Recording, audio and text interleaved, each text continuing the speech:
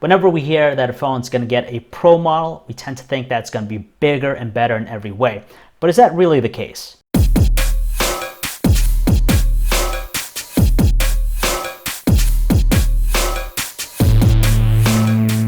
Hey guys, it's John V here with PhoneArena, and this is our first quick hands-on look with the Huawei Mate 10 Pro. So let's dive in and talk about the Mate 10 Pro, which surprisingly enough has some similarities with the Mate 10 in terms of the specs. That includes the same dual camera implementation in the back. You have also the Kirin 970 chipset under the hood and the same 4000 milliamp hour battery, but there are some notable differences between them. And that starts with the design, which I prefer here with the Huawei Mate 10 Pro. Yes, it features the same all glass construction just like the Mate 10, so you have it on the front and the back. Light bounces beautifully off the surfaces. It is a fingerprint magnet, but it looks stunning. But what I love about the design of the Mate 10 Pro over the Mate 10 is that it's a lot more slender. It's taller, more narrow, so it does feel a little bit better in the hand. And the sloping edges on the back are a little bit more pronounced. To be fair though, this is a design language we've seen countless times already, from the Samsung Galaxy S8 to the LG V30.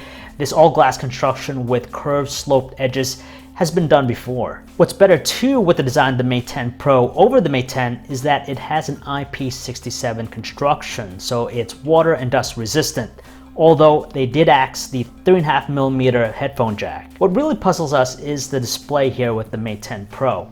It features a 6-inch 2160 by 1080 full-view AMOLED display with an aspect ratio of 18:9. Now what's odd is the resolution. It's actually less than the standard Mate 10, and when you think of a Pro model, you'd expect better, and for this to be lower, it's kind of shocking. Don't get me wrong, it looks stunning when you look at it, but the resolution on paper is just a little bit distracting. Now, don't get me wrong, it looks sharp, it looks vivid, but for me, there's that expectation of being better. As far as the software is concerned here, it's the same thing you're gonna find with the Mate 10. I'm not gonna go into too much detail. It's running the same Emotion UI 8.0 experience on top of Android 8.0. They're really touting this self-awareness with the software, and also the functionality. It's kind of similar to what Samsung is doing with its DeX. You could have a desktop-like experience, but without a dock. The only thing I could tell you that the Mate 10 Pro has different from the standard Mate 10 with the software is this new multi-column support in landscape mode. But that's about it. Like I said earlier, the Mate 10 Pro leverages the same processor that's used by the Mate 10, so that's the new Huawei Kirin 970 chipset,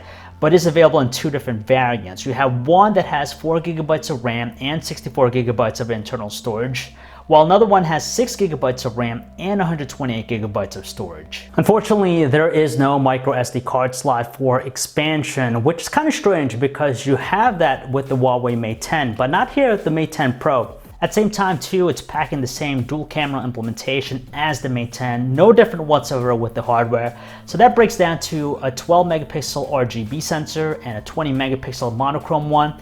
It delivers a wide aperture of f1.6. There is OIS, but it's only available with the RGB sensor, and also features the same 4-in-1 hybrid focus and zoom system. The end result, of course, is going to deliver better portrait shots, so bokeh is going to be improved, and also low light performance. And on top of that, the phone again shows its self-awareness with its neural processing unit engine. So basically it's going to detect what you're shooting and adapt accordingly. So if you're a foodie and you love taking foodie pics, it's going to automatically know you're taking snapshots of food, so it'll adjust things like the saturation and sharpness. The Huawei Mate 10 Pro is going to be available in 4 colors. You're going to have midnight blue, mocha brown, champagne gold, and pink gold. It's going to be also dual SIM with LTE support in both slots, and this version is going to have category 18 gigabit LTE. From a design standpoint, I actually prefer the Mate 10 Pro. It just looks better just because of that slender appearance. But again, the thing that really puzzles me are just some of the decisions they made with the handset. For me, it's kind of shocking to call this the Pro model because you have a lower resolution screen, there's no expandable storage via micro SD card slot,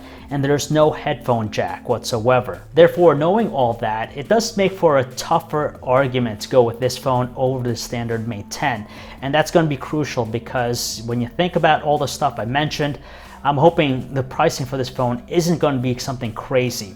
And they didn't tell us the pricing nor an availability, but we'll hear about that soon, hopefully. So if you guys want to learn more about the Huawei Mate 10 Pro, you could check out our website, PhoneArena.com. This is John V, signing off.